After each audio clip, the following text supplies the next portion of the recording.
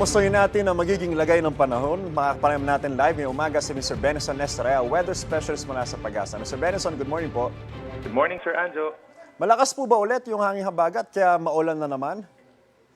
Yes, sa ngayon po may kalakasan yung southwest monsoon natin. Meron po tayong nakataas na yellow rainfall warning. So ibig sabihin, heavy rains simula kaninang alas 5 hanggang alas 7 ng umaga over Zambales, Bataan, buong Metro Manila, Pampanga, Bulacan, Rizal, Cavite, bahagi ng Nueva Ecija and Tarlac, and possible din na meron tayong minsan malalakas na ulan dito sa parte po ng Ilocos Region, Cordillera Region, and other parts pa po of Mimaropa ngayong araw po yan. Mr. Benison, buong araw ba tayo ulanin? Yes, kung dito po sa halos buong Luzon, may mga times dito sa may northern Luzon na medyo umaaraw-araw pa this morning, but pagsapit po ng hapon hanggang gabi, mataas din yung chance ng mga pag-ulan. Itong central Luzon, southern Luzon, including Metro Manila, throughout the day, asahan po natin ang maulap na kalangitan. This morning, meron tayong mga minsan malalakas na ulan, but after po ng mga pag-ulan ngayon, may mga generally light to moderate rains naman tayo hanggang sa matapos ang araw. Hindi siya tuloy-tuloy po. Mr. Benison, ito po, no? Magiging maulan po ba itong weekend na parating?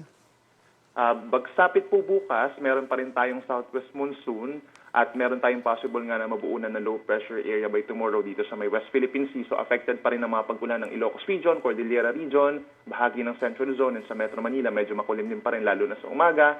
Then pagsapit po bukas ng hapon hanggang sa Sunday, asahan po natin malaking bahagi na ng Luzon na mag-i-improve ang weather at meron na lamang mga pulupulong ulan. Mataas po ba yung chance nitong maging bagyo, itong LPA?